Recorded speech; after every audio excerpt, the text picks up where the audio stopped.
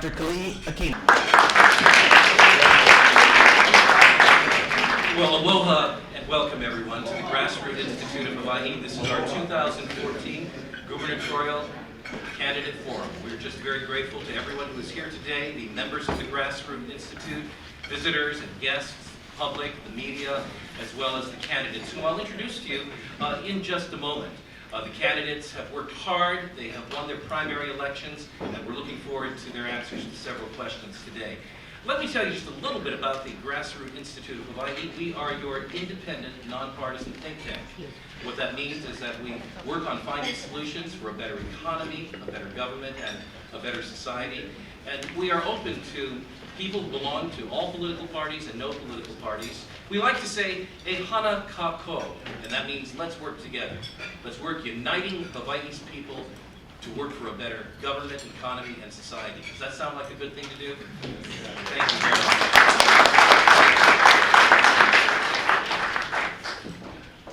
At the outset, I want to share with you that we took every measure possible to ensure that we would have a fair and impartial forum. Prior to the primary election, we contacted all of the candidates. And following the primary election, we immediately had the response from the 4 prevailing candidates in each of the 4 parties that are represented on the ballot. We were very much looking forward to having all 4. We did, however, yesterday receive word from David Ige's campaign that the Democrat candidate will not be participating. For those of you who may be interested in his communication and our response to him, they are posted on the Grassroots Institute website, www.grassrootsinstitute.org. We are grateful, very much so, for the affirmation of the event by the candidates of the 3 other parties. And at this time, I would like you to show your appreciation as we welcome today, first, Mr. James Duke Aiona of the Republican Party. Give him a big round.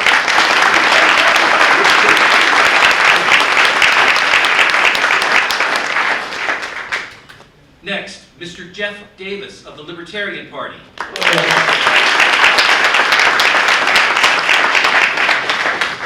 And third, Mr. Mufi Hanneman of the Independent Party.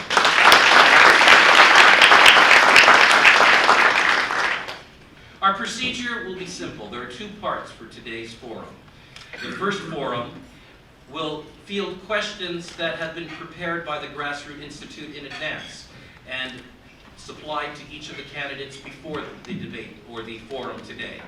Each candidate will have 90 seconds with which to respond to the question.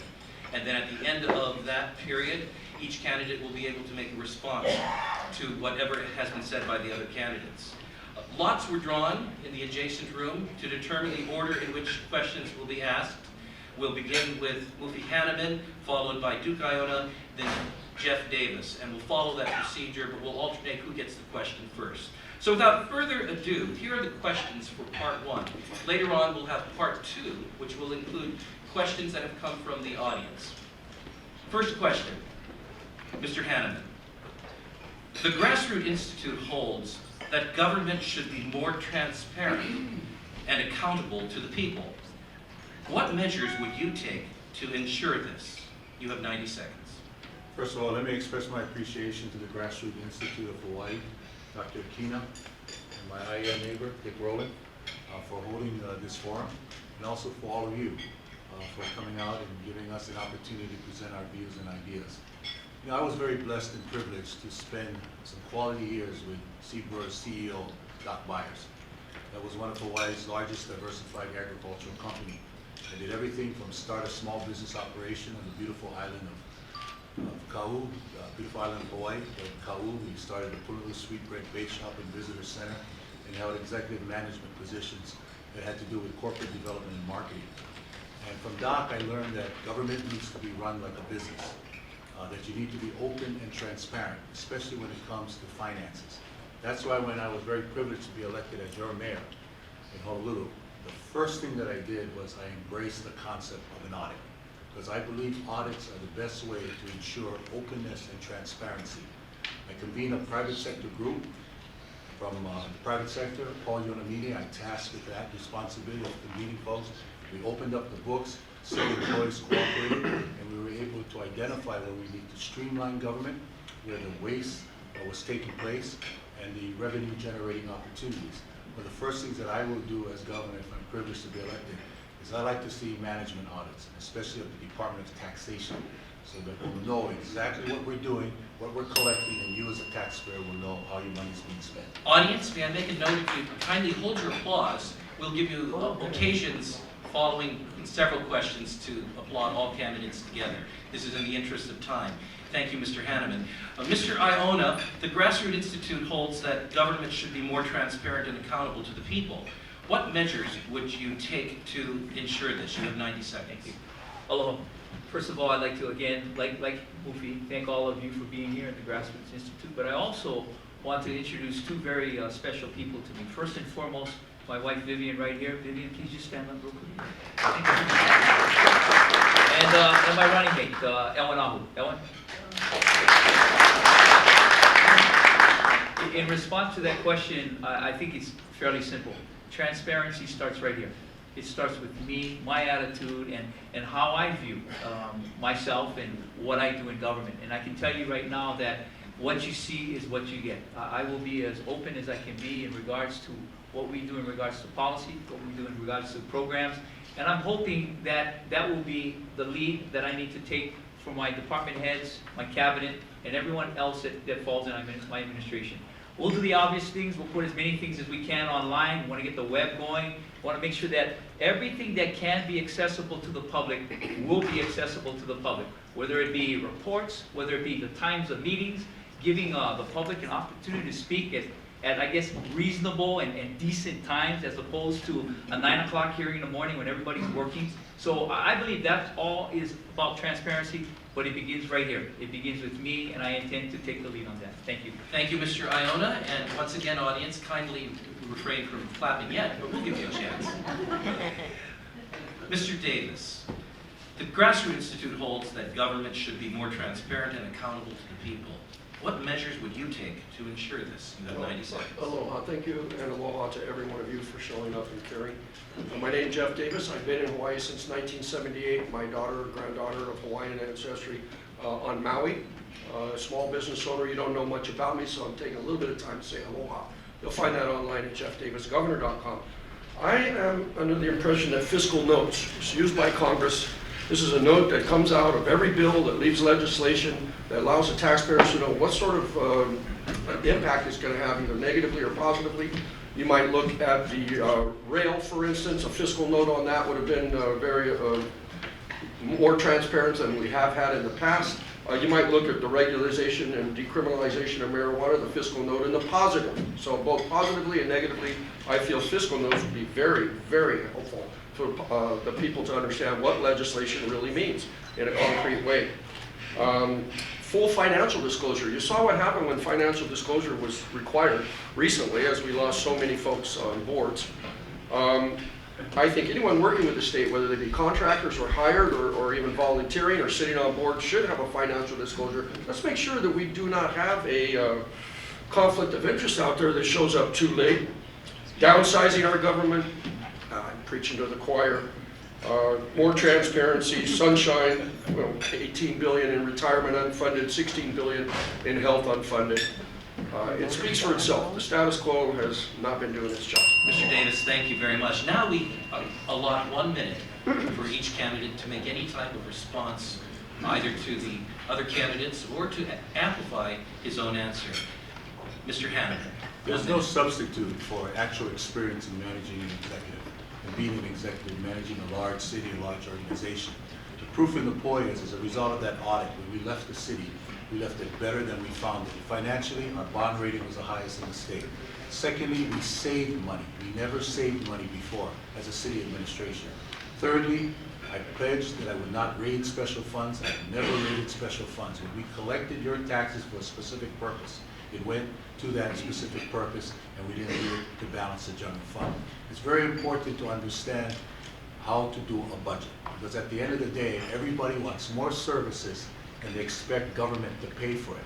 So you need the fiscal discipline. At times you have to temper it with compassion, because there are people that need help.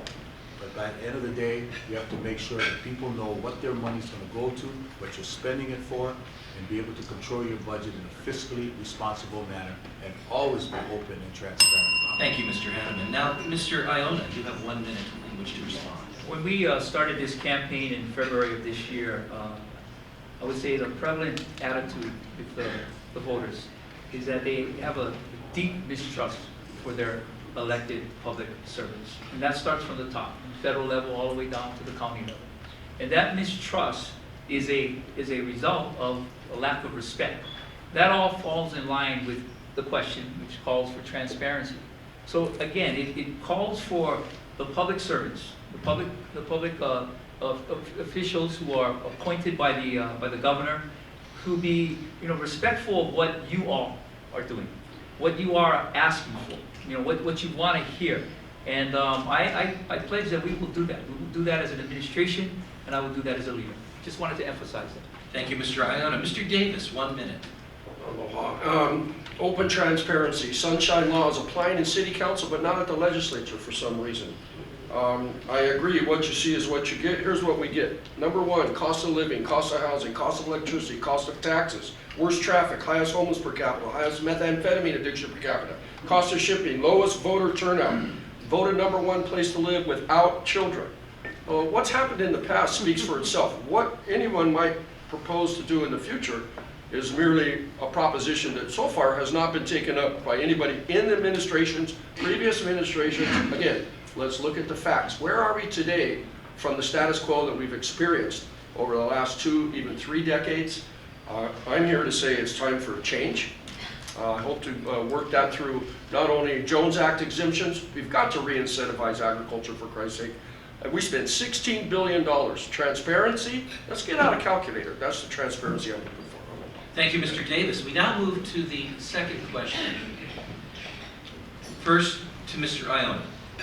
The Grassroots Institute promotes greater competition between businesses in the Hawaii economy. How would you give leadership to developing a more competitive business environment in the state? You have 90 seconds. In 90 seconds, I'm not going to tell you what the government's going to do, except I can make it very simple, and you've heard this before. Government, get out of the way and let business do its thing. The bottom line is this: the way we create jobs is for us to let the businesses, and in Hawaii, 99% of the businesses in Hawaii are small businesses. If we go over all of the roadblocks in their way, we get out of the way and let businesses turn a profit. What do the small businesses do with their profit? They create jobs, and that's how we create jobs. That's how we allow businesses to do what they need to do. We let the free market, free enterprise do what it has to do, and competition will be there. So, in addition to what I just said about getting out of the way of businesses, it would mean that we look at the government regulations that are barriers. We look at what's needed in regards to incentivizing and maybe even to a certain point helping the small businesses do what they need to do. Probably the biggest complaint I get with businesses is the permitting process. I can't understand why we cannot, in some way and in some fashion, make it so much more easier for them. I had a couple yesterday. I was at a business chamber meeting, and I had a couple, husband and wife, in 2 different businesses. On one side, her business was healthcare. She said, no problem, I'm getting my permits. On the other side, it was into energy. Not getting it done. 3 years, can't get it done. Something has to happen. Mr. Iona, thank you very much. Mr. Davis, the Grassroots Institute promotes greater competition between businesses in the Hawaii economy. How would you give leadership to developing a more competitive business environment in the state? You have 90 seconds. Well, again, as my esteemed colleague mentioned, 90 seconds, but I'll go there. The Jones Act, again, and let's get our calculators out. $16 billion on food. Let's throw another $6 billion from oil and coal. We're $24 billion leaving the state. Food security is not the spam not arriving, it's the money that leaves on the empty boat that goes back. Without balancing a budget, you look at tourism, which is a risky business. In a great year, doing 12 to 13 billion, half what we're spending on food and oil. That's a very common mathematical equation. Without incentivizing agriculture. The Jones Act, 1920. In 1930, we grew 90% of Hawaii's food. Today, we import 92%. A direct result of not being able to afford to ship properly. You want to talk free markets. getting the government out of the way, yet none of the status quo will mention the J word, Jones Act, because it's all part of the campaign funding that goes to these campaigns. The Jones Act, no pay to play. If we can get special interest money out of our election process, that's how we will open up competition. Okay, because right now, the folks who give continuously to the winners, all right, why is the predominant candidate the one with the most money? He owes people the most favors, and we're keeping other developers and other contractors and other opportunity out of the system by using a pay-to-play mentality. We've got to get rid of pay-to-play. We've got to get an exemption on the Jones Act and re-incentivize agriculture for our beautiful state. Thank you, Mr. Davis. Now, Mr. Hanneman, 90 seconds. The Grassroots Institute promotes greater competition between businesses in the Hawaii economy. How would you give leadership to developing a more competitive business environment in the state? As one again who started a small business operation that continues to exist today in Kahu, the Pununu Sweet Bread Bake Shop and Visitor Center, and also has had a small business and a professional consulting firm that does business not only in Hawaii, but in the Pacific Asian region. We need to be very specific of how we're going to help small businesses, because at the end of the day, we are a small business state. Last couple nights ago, I was on Molokai. People still complain about the fact we pay the highest electricity costs in the nation. So let's put together the best ideas. Let's put together a group of people so that we can finally tackle this problem and wean ourselves away from being 90% dependent on fossil fuels and bring together alternative energy uses that will reduce the cost of electricity. Streamlining the permitting process. Time is money. I understand the issue very well as a former mayor. So we need to bring the counties and state together to appreciate the importance of making sure that we are able to do this in a highly efficient manner and we don't hold up projects unnecessarily. Thirdly, let's opt out of the Health Connector system. Let's give small businesses hope and optimism in the future that they're not going to be saddled with this debt or the unnecessary expense of doing that. We have the best prepaid health insurance coverage in the country. And last but not least, I want to bring back the inter-island ferry system.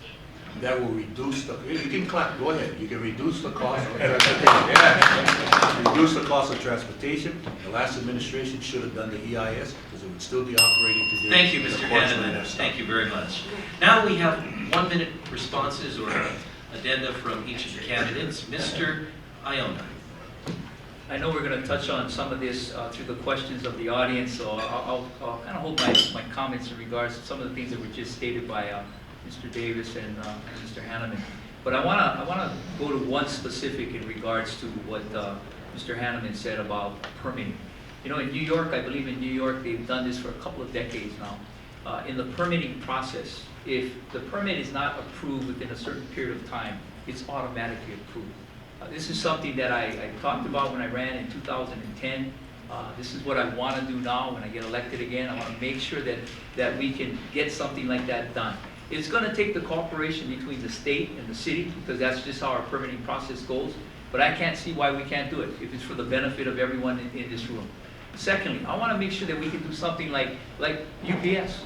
UPS has a tracking system in regards to their packages and how it's going. Why can't we do that with our permitting system also? I want to make sure that everything that we do is online, is accessible, and is transparent in regards to small businesses. Credits, deductions, etc. Thank you, Mr. Iona. And now 1 minute from Mr. Davis. Benefiting everyone in this room. Well, unless some of you happen to be developers, that's exactly what's not been happening. I've had a solar business for over 23 years. I know what small business is to run. I know what permitting is to run. I'm up against a big wall right now in a status quo, again, from our HEI monopoly, which I would propose to work with HEI, how to break that. Perhaps separating them from American Savings Bank might be a good start. There are ways to move forward to a brand new day in Hawaii if we stay where we are. We can see where our downward spiral is. Don't make me get my list out of #1 things that are wrong with Hawaii. Outside state folks have released reports on transparency, sunshine laws of all the states. Hawaii is one of the worst in transparency. Previous administrations have done a horrible job being transparent. Hawaii is famous for the opposite of transparency. It's not helping business. What's stifling it again is a pay-to-play old boy network. And I think, again, state-funded campaigns would do a lot of getting rid of Mr. Davis, thank you very much. And now, 1 minute for Mr. Hanneman. I think it's important to understand when you streamline the permitting process, it's not just the state of Hawaii and the city of Honolulu. You have 3 other neighbor island counties, which is why I've proposed to form the Hawaii Council of Leaders. 5 heads are better than 1, where the governor will meet regularly with the 4 mayors and tackle these types of issues, whether it's homelessness, whether it's the permitting process, the state hospital system, so that we can come to a better understanding of what we can all do collectively, because zoning is primarily a county function, a county responsibility. So a governor can say, I want to do this and that, but the county mayors have to cooperate. And the last thing, tourism continues to be our core competence, and I want to be able to advocate more synergism to grow that industry. So whether it's health tourism, edu-tourism, environmental tourism, cultural tourism, heritage tourism, small businesses will benefit and will continue to be our major contributor to our economy. Thank you, Mr. Hanneman. And now we go to the third and final question in part 1. These are the prepared questions we provided in advance of the forum. Mr. Davis will begin with a 90-second response to this question. The Grassroots Institute holds that educational excellence is crucial for a free, democratic, and economically prosperous society. How will your administration ensure that Hawaii's parents and keiki have the best school choice options available to them? 90 seconds, Mr. Davis. My radio show is on every day, and it has been for years and years. I remember 3 or 4 years ago having Fred Hemmings on this topic with school board and the audit necessary. We're throwing $2 billion a year out, a great portion of our GDP, to education. Half of it's going to the bureaucracy. And I don't expect to hear a single one of us here not agree. More autonomy for teachers, principals, and even inclusion of the PTA and the parents. And let's start using the school board as the horse and not the cart. So I'm under the impression that with payroll, curriculum, etc., that the school board should be doing the basics, whereas the schools themselves, the principals, the teachers, and the parents should be the ones out in front, having the school board work for them instead of the other way around. So an audit, obviously. Vouchers, very, very good idea out there. Let's put pressure on schools to do better. Let's give these principals and teachers the autonomy they need so they will not be a revolving door. If you look at statistics, those schools where the principals stay and the teachers stay have much higher test scores and their students do much better and further in their higher education than a school that's completely dissatisfied with the system. The system is broken. I would relate back to the status quo. The status quo has fostered a muck, a rut in a road, and you can see it in each direction you look, in every family you look in. Thank you, Mr. Davis. Mr. Hanneman. I don't necessarily. Okay, go ahead. Would you like me to repeat the question? Another question. Thank you. Thank you, sir. Please proceed. 90 seconds. I don't necessarily subscribe to the notion that the system is broken. What's really missing is leadership from the 5th floor. Leadership that will convey to our people, our students, our parents, that someone's got their back. Someone understands the importance of making our educational system loka-oi. The voucher system provides perhaps another option. I think in life it's all about choices and options. There's some questions that need to be addressed if we go there. There are 13 states that currently operate on the voucher system, and I believe the District of Columbia. But the voucher system also presents some complications that need to be addressed if you go down that path. Whether in fact it's going to be a statewide system, and what's the eligibility? Are we addressing just those who have special needs or fall under a certain income level? And then you have to talk about the private schools. I'm on the board of a private school. They're probably going to want to know how the public school student now is going to be evaluated in terms of their standards and what the DOE would like to see. Or do we make their finances public records as a result they're receiving public funds? So it's all about choices, but I really believe that at the end of the day, when our students graduate, I want to see 3 things. Number 1, they are college ready, they are employment ready, and they are citizenship ready. That's what you need, that's what we deserve, and that's what we want for all of our students, especially in the public education system. Thank you, Mr. Hanneman. Mr. Iona, the Grassroots Institute holds that educational excellence is crucial for a free, democratic, and economically prosperous society. How will your administration ensure that Hawaii's parents and keiki have the best school choice options available to them? In response to the question about school choices, it's allowing all choices to be on the table.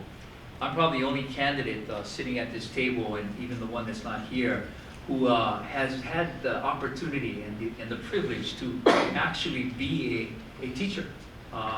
In the last 2.5 years, I got certified, and I've been serving as a substitute teacher in a couple of my neighborhood elementary schools in the west side. And I can tell you right now that it's about the pathway. It's about the choices that our children have to get educated. Education really boils down to what they get in the classroom. And I saw firsthand the difference that teachers make, but more importantly, I saw firsthand the difference that parents can make, being involved in their children's lives in regards to just the little things, whether it's checking to see if their homework's done, whether or not they're ready for school the next day. Things of that nature make a huge difference in regards to achievement. Because I agree, it's about achievement. It's about being college ready or higher learning ready.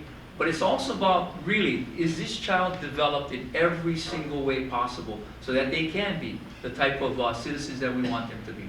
So, school choices is all of the above. Charter schools, public schools, home schools, vouchers, everything that's available needs to be on the table for our children so they can find that right pathway to getting educated. Thank you, Mr. Iona. Mr. Davis, you have 1 minute. All right, I do insist that it's broken. And you see what happened to our governor, our current governor voted out. Incumbents voted out, not just statewide, nationally, because it's broken. And please don't make me refer to this horrible list of number ones that we have. Each one of them a result of a legacy of previous administrations. There's no denying this. This is not an opinion. These are facts. And if you would like to see your children leaving our state in droves because there's no middle class and no jobs for them, if you would like to see them living with you for the rest of your life because they can't afford a home of their own, okay, don't clap for that, all right? I think we have to admit that, yes, it is broken. It's time for change. And without that, we're going to get more of the same. And if we keep electing our politicians with special interest money, we will never see a change. Mr. Davis, thank you. Mr. Hanneman, 1 minute. I too have been a teacher, a coach, and every year I visit at least 24 to 30 schools because I've been regularly giving scholarships to students to reward them for their outstanding scholastic achievements, their athletic achievements, and I've been doing book awards of my alumni since 1976. So it's important to recognize, I believe, that parents, teachers, and principals all want to be part of win-win situations. I don't think many people could realize or fathom the fact that someone from Molokai could graduate from Molokai High School and be the first student to enter my alma mater. That's important, and I put that out there as a basis of understanding that it is achievable if we work within the system and once again provide leadership. That's what's missing right now, leadership from the top and empowering principals to be creative with how they want to teach. Career pathway programs, early college programs, international baccalaureate programs, or just making sure that the students that don't have a history of going to college have an opportunity to dream the American dream. Mr. Hanneman, thank you. Mr. Iona, you have 60 seconds. There's a lot to add in regards to education. The question was about choices. And if we're going to talk about education in general, obviously the discussion can go back and forth. I think my colleague to the left over here, my opponent to the left, takes a very, very hard view in regards to saying that the system is broken. The system is broken if you say it's broken, and if you perpetuate that culture. Yes, I agree. What I think right now, what we really need to do is regards to education, is to make it a priority. I mean, we talk about it, and that's when we start from the very first question when I talked about transparency. What you see is what you get. When I talked about trust, over-promising, saying things that you can't deliver on. And so if I'm going to sit here and talk about making education a priority, if I'm going to fix the system, then I want to know exactly how you're going to do it and when you're going to do it. Because I think for some reason my colleagues to the left over here are forgetting that we have 4 years to make the changes. Thank you very much, Mr. Iona. At this time, we have completed part 1 of our program, the responses to questions provided in advance by the Grassroot Institute. Don't you agree that our candidates for governor have done an outstanding job? Let's give it a hand. Well, ladies and gentlemen, Welcome back to the Grassroots Institute Gubernatorial Forum for 2014. We begin part two. Part one presented questions that had been prepared in advance of the event, and now we're going to respond to questions that have been fielded from the audience, from those who registered for the event in advance, and from staff members of the Grassroots Institute. First of all, I want to say thank you. Mahalo to each of you who submitted a question. We appreciate your participation in this interchange of ideas. That's one of the things that we believe in deeply in the Grassroots Institute. But secondly, I'd like to give an apology. There is no way that we can possibly pose all of the questions that have been presented today. We've tried to merge questions together, and many of you asked the same question. It was asked multiple times, so we are trying to put near the front end of these questions those which are asked most frequently, and those asked least frequently, or those that seem less pertinent to gubernatorial office. We put them toward the end. We'll go through as many as we can get through. We will provide each candidate 60 seconds to respond. And at the end of our program, we will have the opportunity for each candidate to speak for 5 minutes uninterrupted. Without further ado, our order will be Mr. Hanneman, Mr. Iona, and Mr. Davis. Candidates, are you ready? Yes, sir. Very good. For 60 seconds to each of these questions from the audience. Mr. Hanneman. Since the launch of the Hawaii Clean Energy Initiative in 2008, electric rates have gone up about 40%, a significant cost to both Hawaii's families and businesses. Many different proposals have been offered to alleviate this increase, from the natural gas conversion of oil-fired plants to the inter-island cable. Now here's the question. What is your plan for addressing Hawaii's energy concerns? You have 60 seconds. I said earlier, with respect to one of the questions was asked, is I'm going to form this Hawaii Council of Leaders. Concept again, 5 heads are better than one. State counties, the state does better, the counties prosper. The counties prosper, the state does better. And this is a major issue that needs to be addressed. When I worked for Governor George Ariyoshi back in the 80s, we were 90% dependent on fossil fuels. We haven't moved the needle, despite the good intentions of the Clean Energy Initiative and the like. So let's really start to get down to brass tacks. Let's look at all these alternative energy sources, be it solar, be it wind, be it wave, even geothermal. And let's do it on a community-based planning process and come up with a strategy where we can ask the utility company, get Hawaiian Electric to understand that we're all in this together. Because the status quo is very unacceptable. And in terms of using an undersea cable to bring electricity to Oahu, I'm against that if we are not benefiting the host island.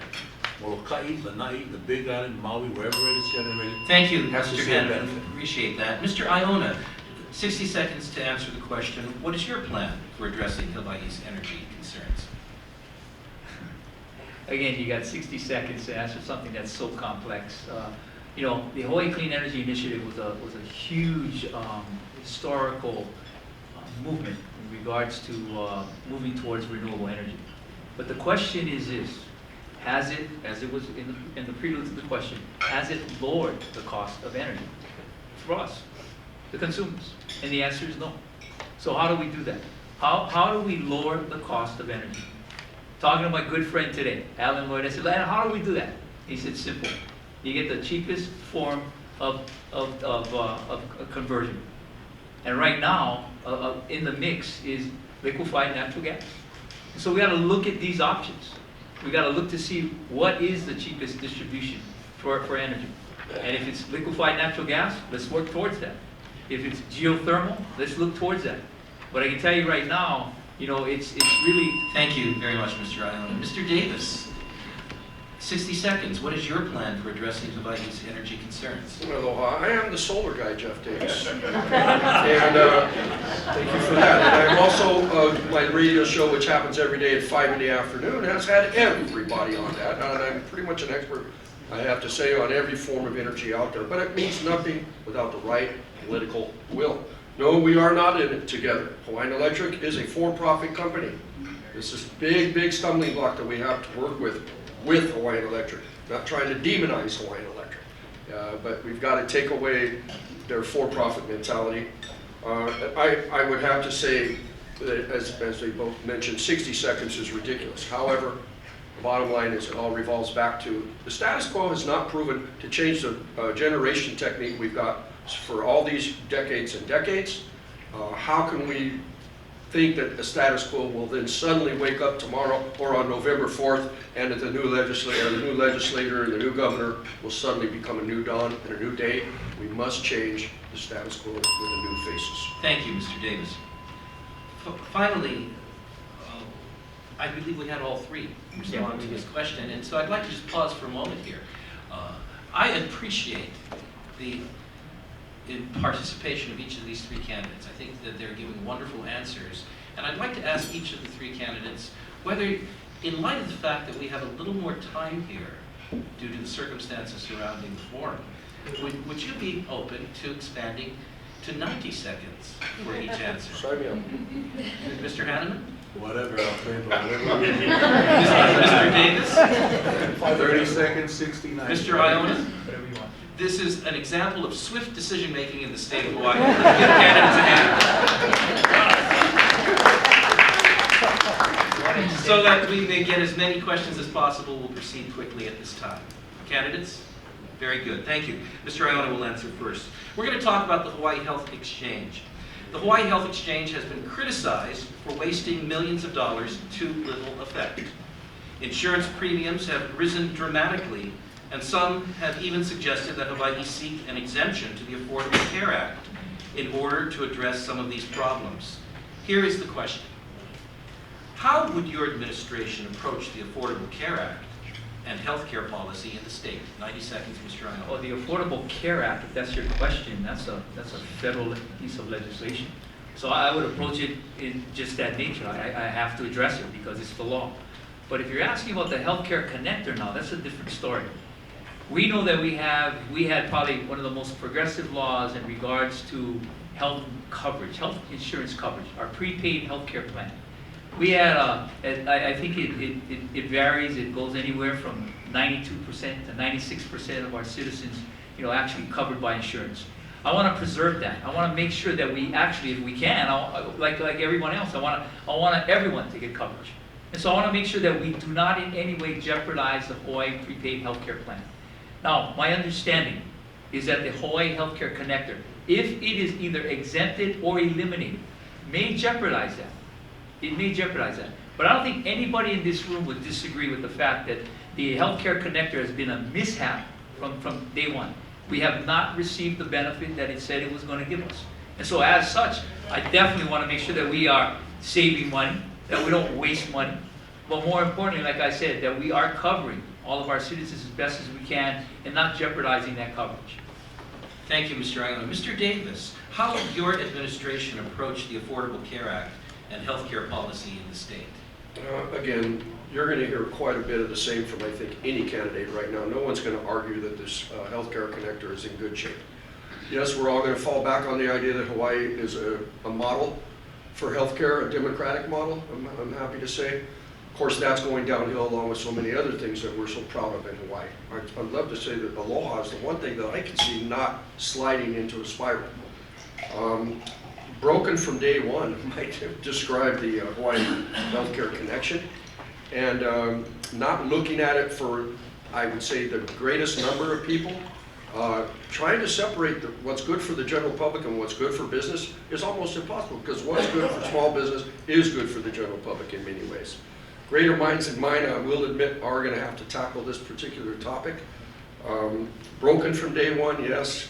The idea that we had a model in place, well, that model has been eaten away by the fact that, again, we are #1 in the homeless per capita. That's going to be damaging.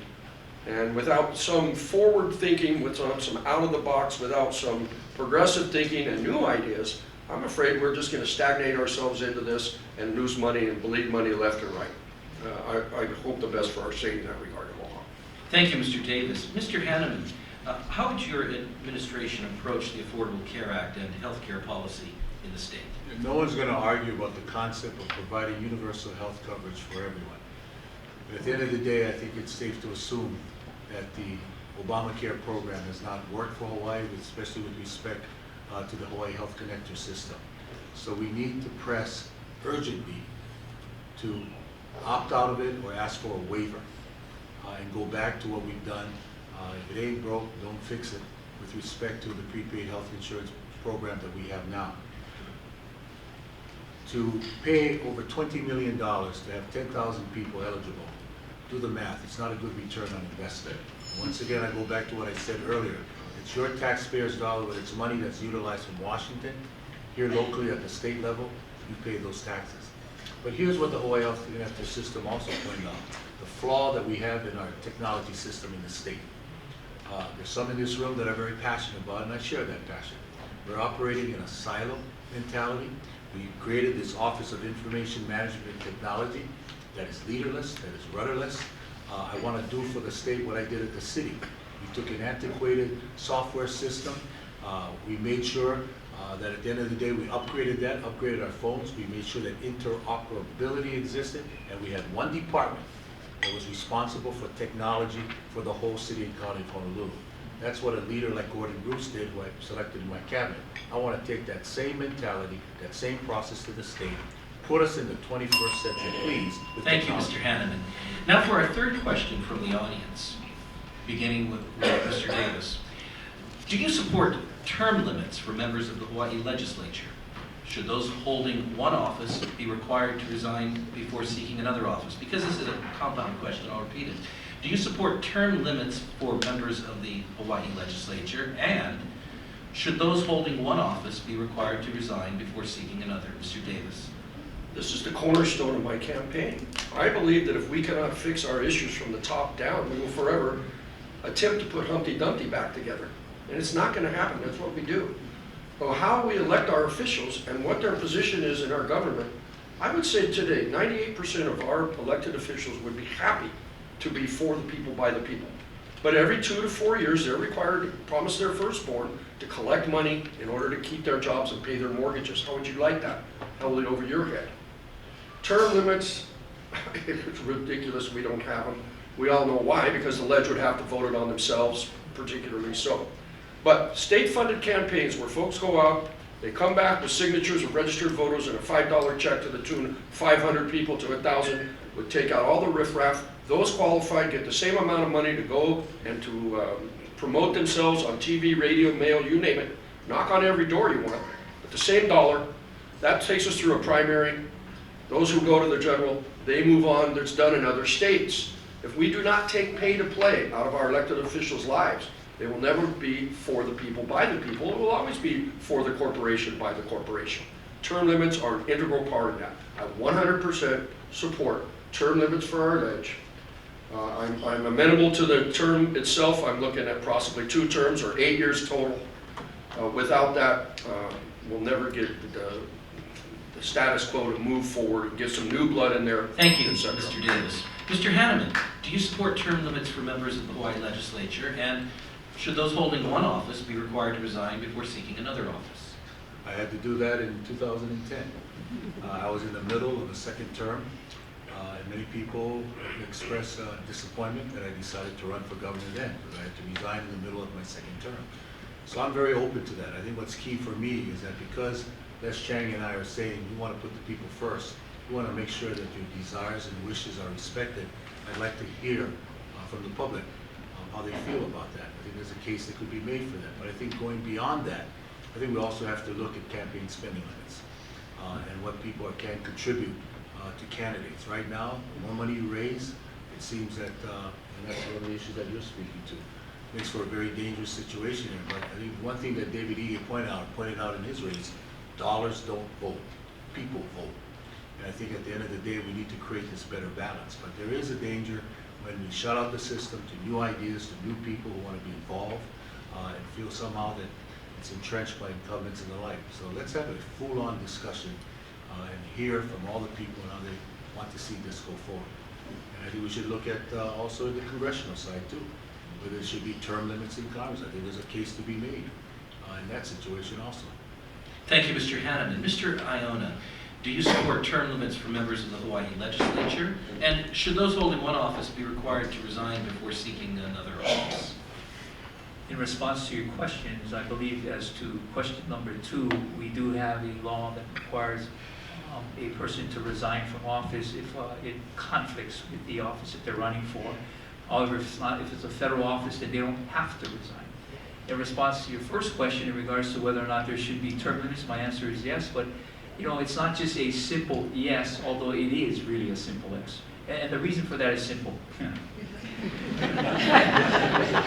It is simple. It is that simple. When you look at why people are why they run for office, I don't think there's anyone that runs for office because they don't have that good intention. They want to be public servants. And I think we've lost our way along the way. I think what's happened is this service that we give back to the people upon being elected has been lost in this frame. We look at it as being a profession. We look at it as being an entitlement. And as such, we're no longer public servants. We're no longer servant leaders. Public service takes many forms. This is just one way to give back. And so what happens, you become entrenched. You believe you have entitlement. And as Mufi mentioned, in Congress, it's the seniority system. I mean, I really question that in regards to the fact that for you to have authority, for you to have a voice, it's how long have you served? Not what you know, not what your part is, but how long have you served? Thank you very much, Mr. Iona. And now the next question that comes from the audience has a little bit of background that our staff have put in before the question is asked. Let me read the background. The 2014 legislative session saw the introduction of a bipartisan resolution supporting an exemption to the build requirement of the Jones Act, the maritime cargo law that limits the transportation of goods between American ports, thereby driving up the cost of living and doing business in Hawaii. Among other things, a Jones Act amendment could allow for transport of liquid natural gas, LNG, from the mainland to help address our energy woes. And now here's the question, and we'll begin with Mr. Hanneman answering it. Do you support any exemption to the Jones Act for Hawaii? And if so, what aspect of the Jones Act should Hawaii be exempted from? Do you support any exemption to the Jones Act for Hawaii? And if so, what aspect of the Jones Act should Hawaii be exempted from? Mr. Hanneman.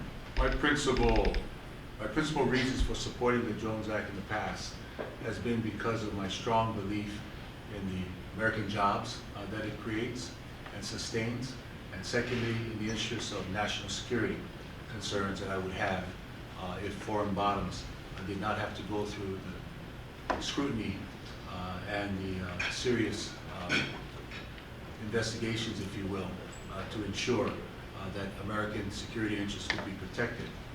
I'm willing, however, to have a discussion on those who feel very strongly that there should be an amendment to the Jones Act or specific areas. I think that's part of being a leader. You should never shut down ideas from those that may oppose how you feel. And that's one of the lessons learned that I've had through the years. You can feel passionately about something, but you always have to be open to having that discussion. So my message to you today is I still stand as a supporter of the Jones Act, but I'm willing to sit down and to hear arguments to the contrary and may seek an amendment or part of it being amended to benefit the people of Hawaii. And I'm willing to have that discussion. Thank you, Mr. Hanneman. Mr. Iona, do you support any exemption to the Jones Act for Hawaii? And if so, what aspect of the Jones Act should Hawaii be exempted from? You gave a great introduction, so you helped in response. You helped me in regards to responding to this answer. And the short answer to your question is yes, I am open. As you all well know, though, the Jones Act is a federal piece of legislation. We've tried several times to basically abolish the Jones Act. I'm not sure if that's possible, but an exemption, I think, is very viable. I would love to serve because I know that in addition to Hawaii, you have Guam, you have Alaska, and I think Puerto Rico will be on board in regards to the states, the territories, coming together. And I'd serve as I'd like to do this because it's my DNA, it's my background. I'd like to serve as a facilitator, a mediator, in bringing the four non-contiguous and our congressional delegation to make sure that we really look to something that is viable.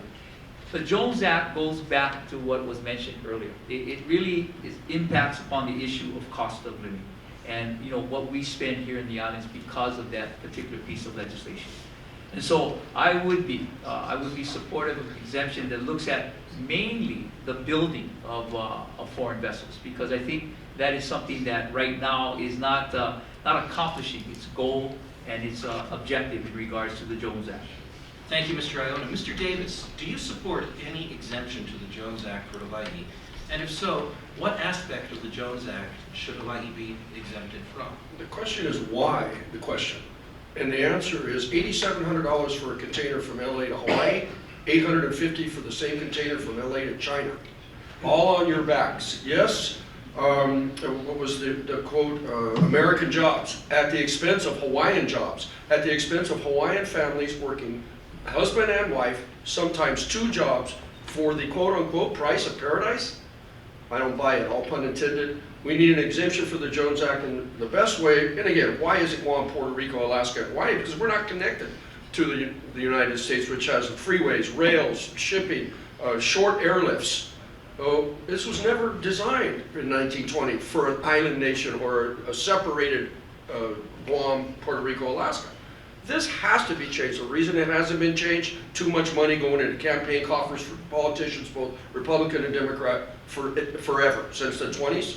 And again, why? It's because, do the math, $16 billion on food. Now, it's fine to pay too much for your toilet paper and Spam and milk and cereal, I assume not. But when you pay too much for fertilizer and tractors to the point where you quit farming, you put yourself in a deficit that we will never get out of. And if we don't get out of this deficit of energy and oil, or oil and food, to the $24 billion tube, your children will not have your grandchildren will not have a legacy in Hawaii. Let's give them a one-way ticket with their diploma. Thank you, Mr. Davis. Mr. Iona, and again, we'll have the opportunity to applaud after the event. Mr. Iona, we move on to the next question. Hawaii citizens carry one of the highest tax burdens in the country, partially as a result of the general excise tax. Do you plan to raise, cut, or introduce any new taxes? This is an audience question.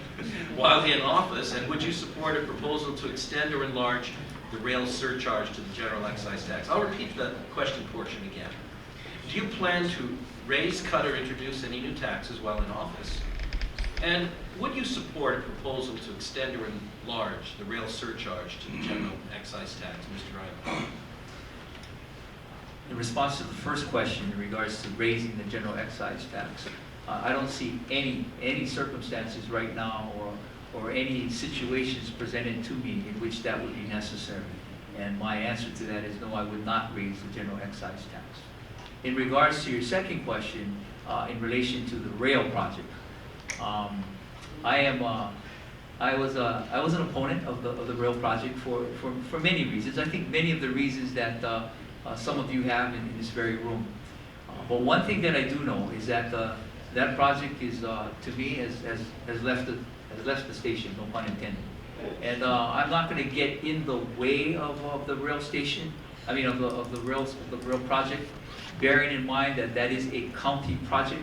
But I will tell you this: they put together a plan that included financing, and as part of that plan for financing, it was strictly for the building of the rail system. If they're going to present any proposals in regards to expanding or extending that financing, they will meet opposition from the 5th floor when I'm done. Thank you, Mr. Iona. Mr. Davis, do you plan to raise, cut, or introduce any new taxes while in office? And would you support a proposal to extend or enlarge the rail surcharge to the general excise tax? Okay, thank you. We are, number one, in taxed as the state of Hawaii, even though we have the highest cost of living. What a shame, we also pay the highest taxes. Political suicide does suggest that yes, we raise taxes, not going to happen. Will it happen? It always has. Was there not a 0.5% put on for the rail to start with? Some of it going to the general fund. Explain the logic to that. Panos Provideris, Cliff Slater, had him on my show the day before yesterday. It was, I've gone through this up to my ears on the rail, for instance. The rail over budget. No, I'm not going to raise taxes. I'd love to hear Mayor Caldwell speak that in language, considering that the first series of bids going out, the lowest bid, 60% above the initial, You throw a 40% cost override on all that, as a typical in government construction, you folks are looking at taxes. And I would say that this goes back to the status quo. Previous administrations have brought us to this point. The definition of insanity, of course, is repeating the same thing that doesn't work over and over. The voters have spoken in the case of Governor Abercrombie, in the case of Hanabusa, and many, many more. I suggest the voters are going to speak and continue to speak to say enough is enough. You can say anything you want, but proven actions have brought us where we are today. And you folks are going to have to make that decision when you go to the polls to vote. Thank you, Mr. Davis. Mr. Hanneman, do you plan to raise, cut, or introduce any new taxes while in office? And would you support a proposal to extend or enlarge the rail surcharge to the general excise tax?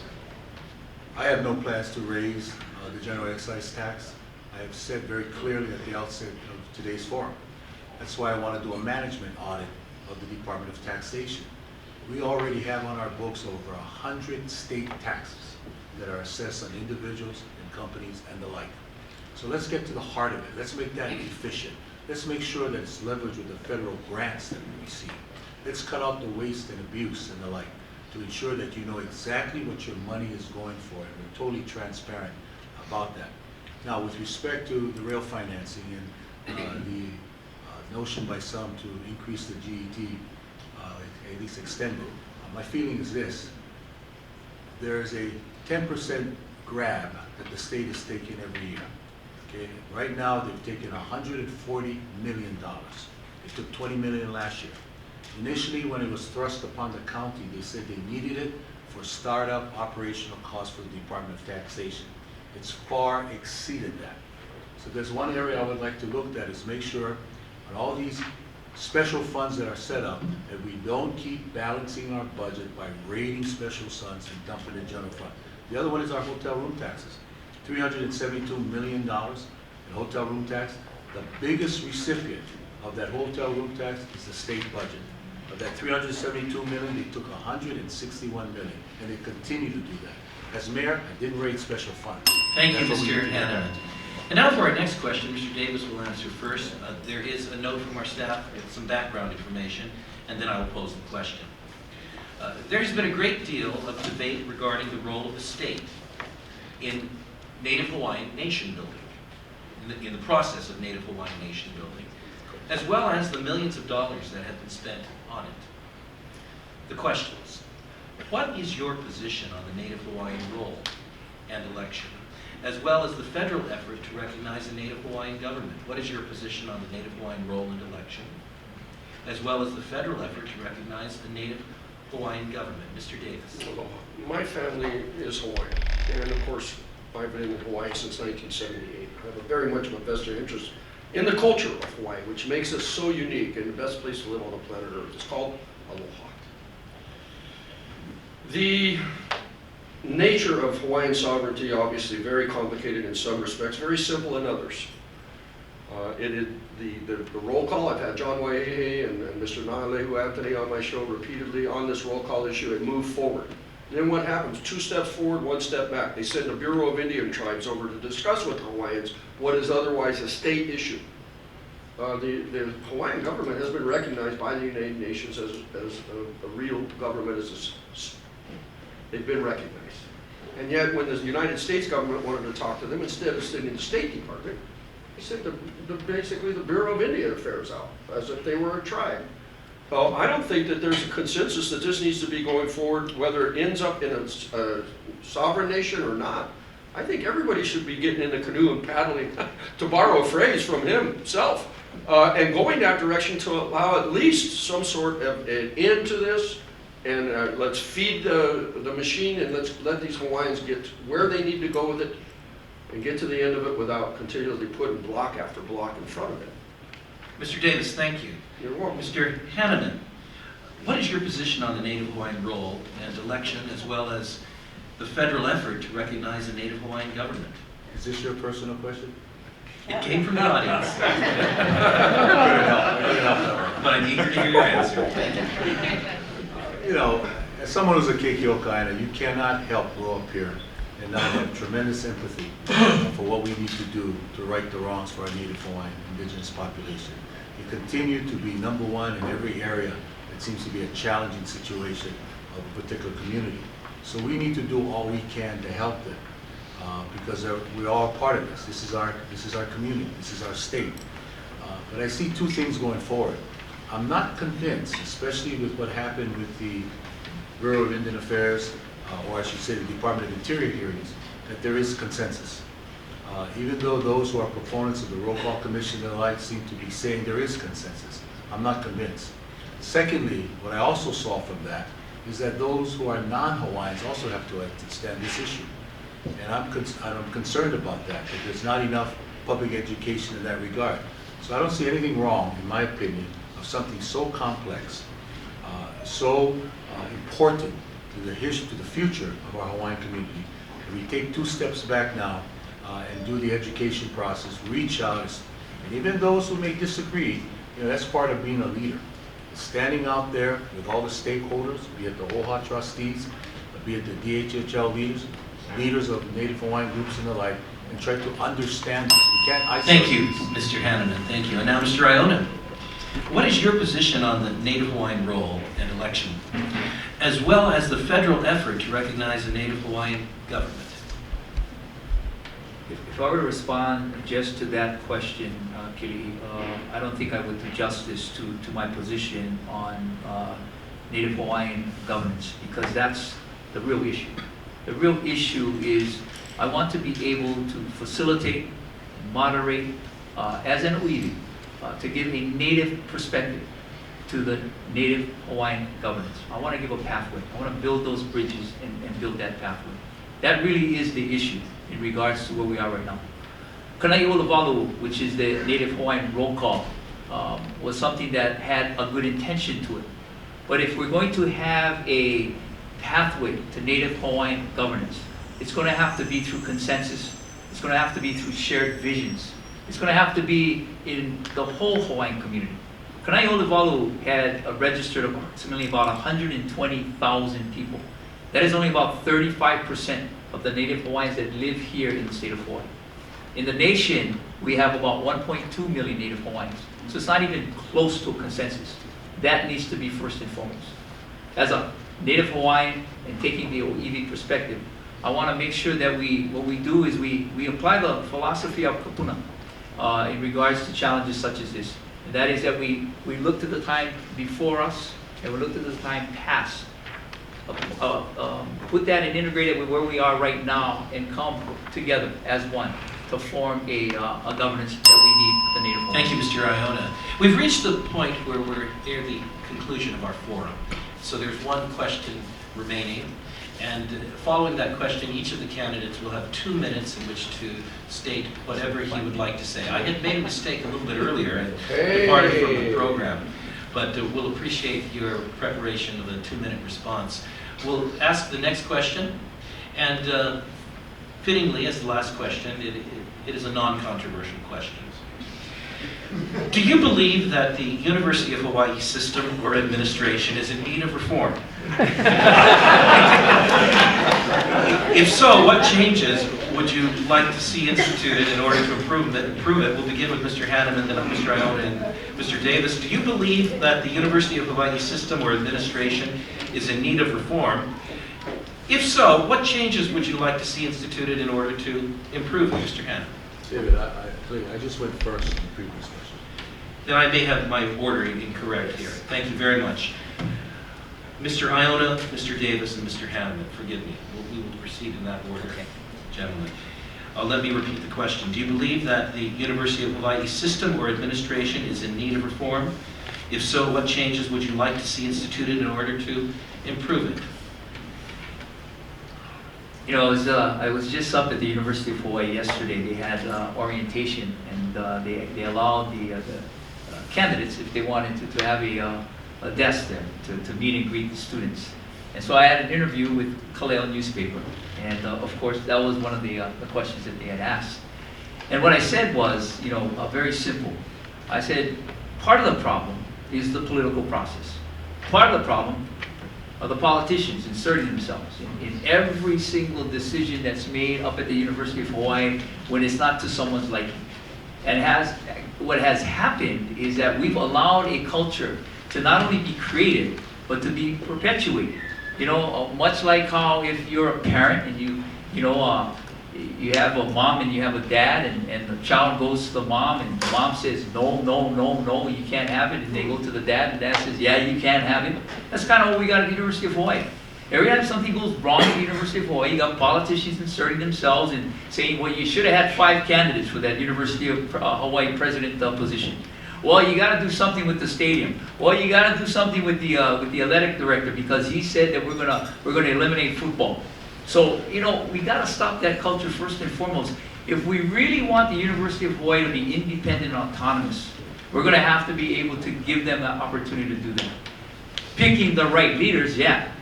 Board of Regents. Who assigns or who picks the Board of Regents? Well, up until the Lingo administration, it was the governor directly. Well, when Governor Lingo became governor, if you recall, and you remember what happened in that, we had a president that I think wasn't quite doing the job and got removed. The legislature changed the system. And so right now, how you pick your Board of Regents? They'll submit 3 names to the governor, and the governor chooses one of 3 names, and that's how you pick your Board of Regents. Much like how you pick your school board. So, yes, maybe that needs to be restructured again, but really, picking the right leaders and then letting them be leaders is where we need to go. And now, Mr. Davis, do you believe that the University of Hawaii system or administration is in need of reform? If so, what changes would you like to see instituted in order to improve it?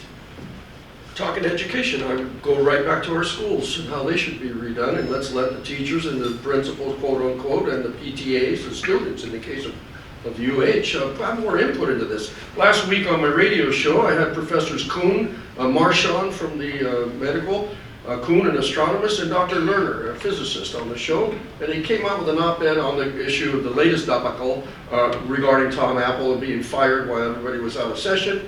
This is reminiscent and endemic of a bureaucracy at work.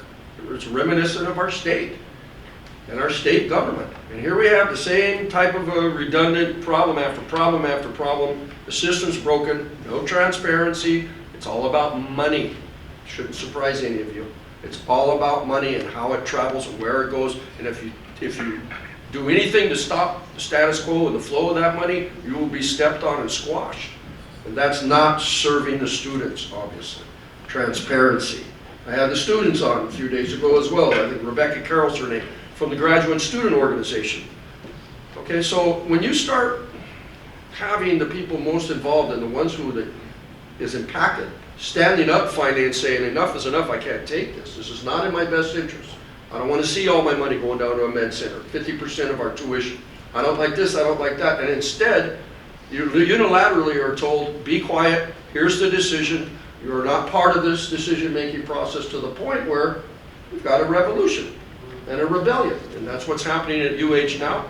We obviously need to get more of the students, the teachers, the faculty in general, in the decision-making process, and let's bring more transparency to the University of Hawaii.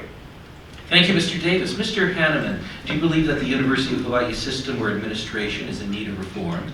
If so, what changes would you like to see instituted in order to improve it? In Jim Collins' book, Good to Great, one of the maxims of leadership is put the right people in the right seats on the bus. So let's do a better job of doing that, as opposed to there's human error sometimes, creates situations where people get upset, and then there's a rush to remove people from their present positions and the like. That speaks to the heart of what's been happening too long with our university system. Let's remove the politics. And I think Duke Iona is right. There's too much political interference, which is what's been going on with the University of Hawaii. We need to also decide with the university stakeholders and community, what are those schools that we have there that can truly create a niche for us in the Pacific Asian basin, not just in Hawaii. And then let's do all we can to make that the preeminent school in the region. And if you have a governor that understands the importance of that, that has relationships throughout the Pacific Asian region, that can bring in private capital to help our university reach its destiny and fulfill its goals and objectives, and not just relying on research funds or grants from Washington or what the legislature gives them. That is what is sorely needed in that regard. Because I really believe that this is a university that has done many great things, not just for Hawaii, but for the Pacific Asian region. We have leaders throughout Micronesia, Polynesia, Melanesia, Asia, that have got their training and education at the University of Hawaii and the East-West Center. If we do that, it would be a wonderful way too of enhancing our reputation. Just not a great place to sun, sand, sea, and surf and spirit of law, but it's a great place to get educated, and then they'll have a feeling that they have to give back to this community. So even if they leave, they'll always have this feeling that they have an obligation, as well as all of us, to make this university look Hawaii. Mr. Hanneman, thank you. At this point, we've concluded part 2, questions from the audience. I think it's an appropriate time to allow you, audience, to express your feelings for the candidates.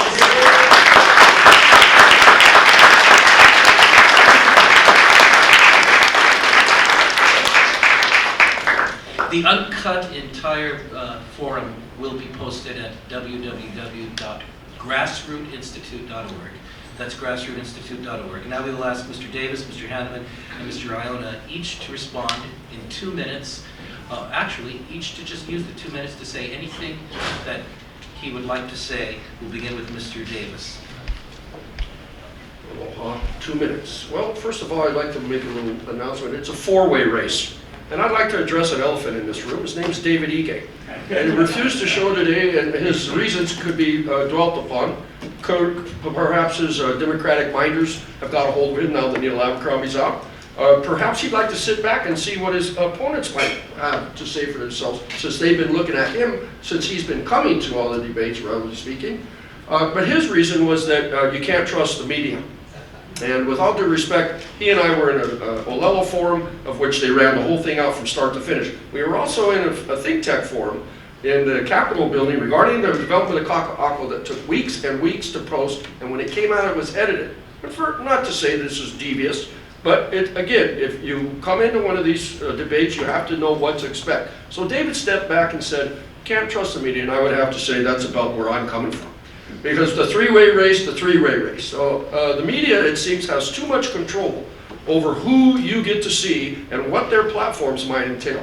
So if the media, because they're making money off of basically advertising, is determining what access the voters get to whatever, is this a club or a democracy? Okay? So this is a democracy, but yet somehow the media's got so much power. Well, that's easy for me to say. I've got a very small campaign chest, and they're not saying my name. Do I have a bone to pick with that? Well, Mr. Ige has a bone to pick with that. Conceivably, this is 2 minutes, right? Yes. Conceivably, 30 seconds left. Conceivably, a quote-unquote front-runner, again, determined by how much money they have? Do you determine your front-runner by the one who owes more promises to the people who have given them money in special interest terms? Or do you consider your front-runner to be the fellow that has a better platform? I would have to applaud Mr. Ige for not showing up today, and I'd also like to applaud Think Tech for running us out 90 minutes straight without any editing. I'm your solar guy, Jeff Davis, Thank running you for governor. very much, Davis. You may applaud Mr. Davis. Jeff Davis, candidate for governor.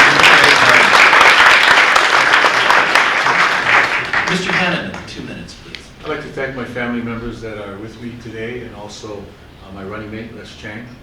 And I also want to commend my colleagues that are here, my longtime basketball chum to the far right, Luke Iona, and my radio station colleague, Jeff Davis, to my right, for being here today, answering your questions, and providing you with choices. And that's what this campaign is all about.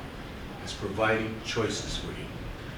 We are all well aware of the partisan gridlock that has deadlocked Washington in so many ways.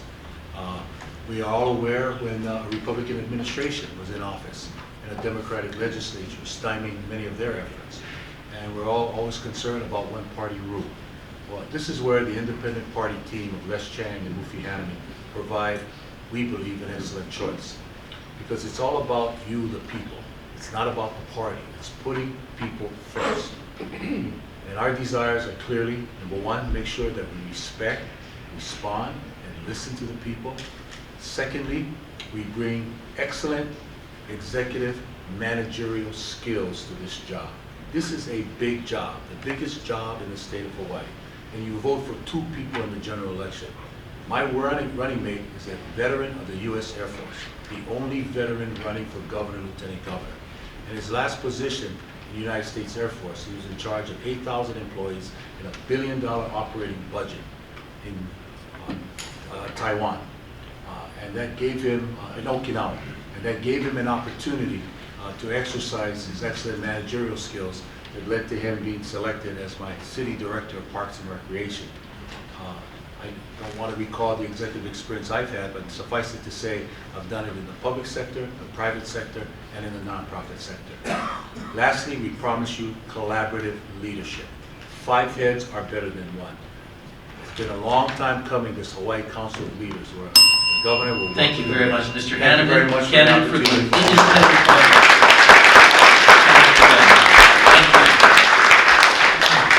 Thank you. Finally, 2 minutes, Mr. Iona.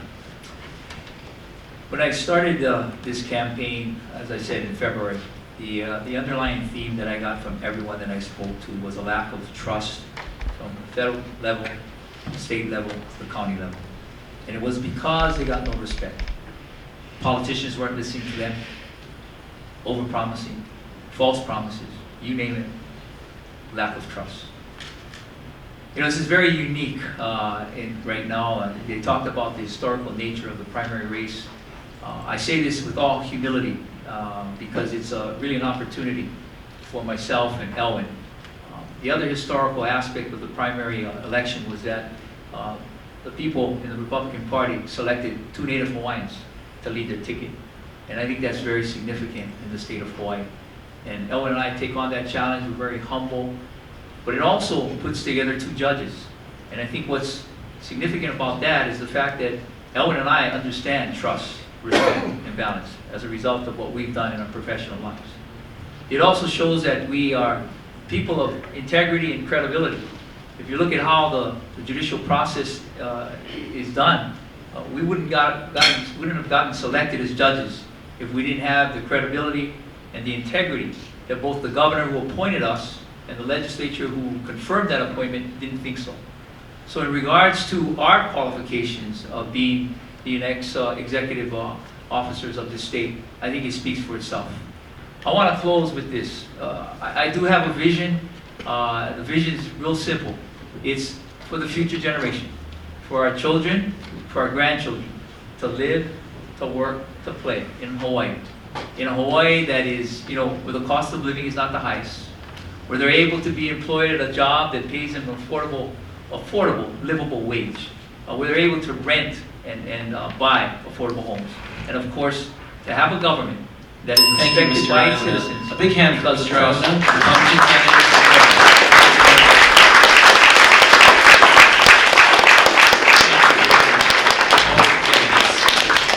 We will applaud the candidates one more time in just a moment, but I do want to express first, before we conclude, my thanks. First of all, thanks to each of these candidates for having taken the time. I appreciate it very much, Pufi, Jeff, and Duke. And I also recognize that I made a couple of glitches, for which I want to apologize, but I think it turned out perfectly in terms of timing. And I want to point out to the audience that it is an extremely demanding thing to be asked to sit under the discipline of a timekeeper and a schoolmaster, which I have been. And so I want to thank you for having gone through this discipline and commend you. You've done it with excellence.